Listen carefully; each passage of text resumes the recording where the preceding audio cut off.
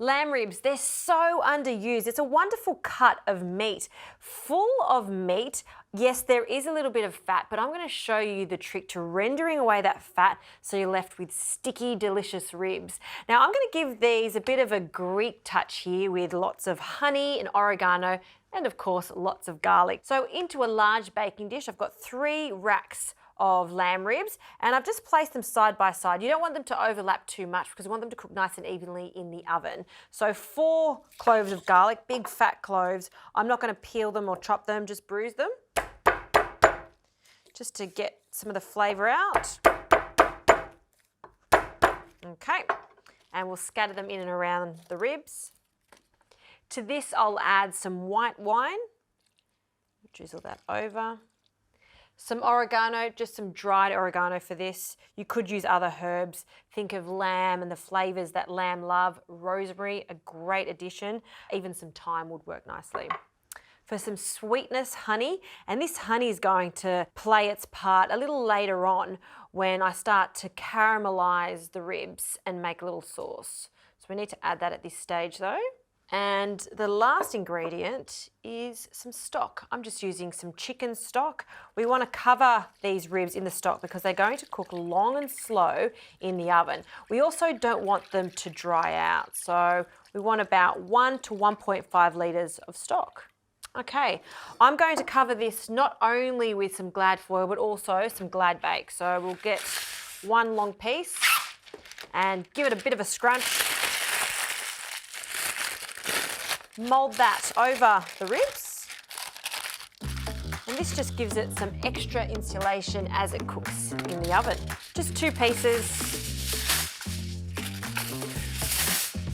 and then we'll wrap this up quite tightly.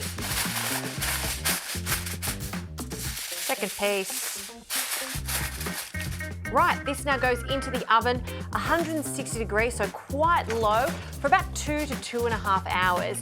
Now, once they're completely cooked, I'm going to cool them down on the bench, and then they go into the fridge, and you want to chill them completely because I need that fat to solidify so we can scoop it off. Right, you can see how much fat comes to the top and it's solidified. So this is the little trick. If you want a cleaner flavour with the lamb ribs, this is what you do, and you'll see it's so much easier to take off. Look at that. See that? Big pieces of fat that we can just discard. And I think that this is such a satisfying little task to do just because it is just so seamless to do. Underneath this, you'll see this puddle of delicious stock. That I'm going to reduce down to make a nice sticky sauce to go with our lamb ribs. Now you can see there's still a little cap of fat on top of these lamb ribs, and I want that to go crispy. So I've heated my oven to about 200 degrees and I've put the top heating on too, so we get a really nice hot heat coming from the top. I'm going to place these onto a tray back into the oven, and they're going to crisp up really nicely. So we'll place them there. I'm then going to place this baking dish onto my Flexi Zone. Then we're going to heat that up so we get a lovely even heat to reduce this sauce. It's going to be so good.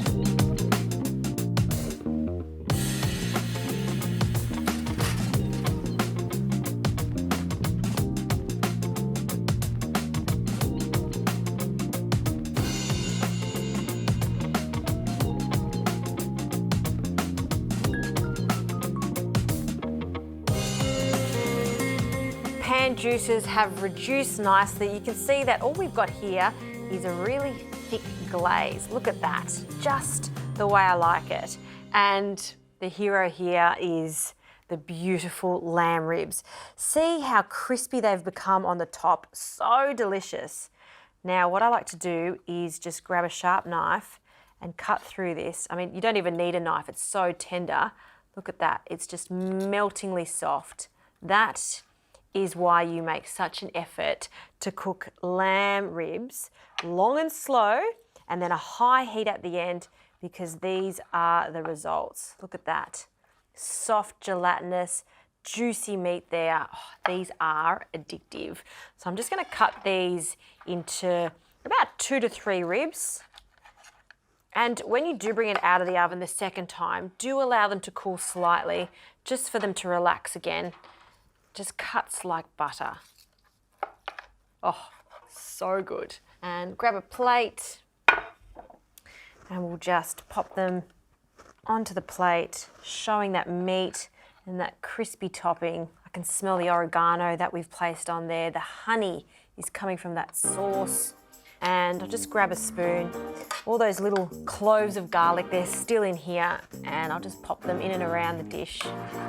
Drizzle that over the top. And I would serve this very simple, keeping with that Greek theme.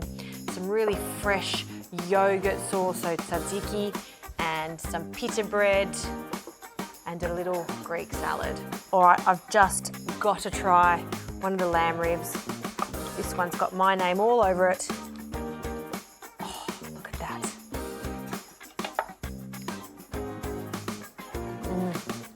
This is the type of cooking I love. It's certainly food that needs a bib, I think, because it's going to get a little messy.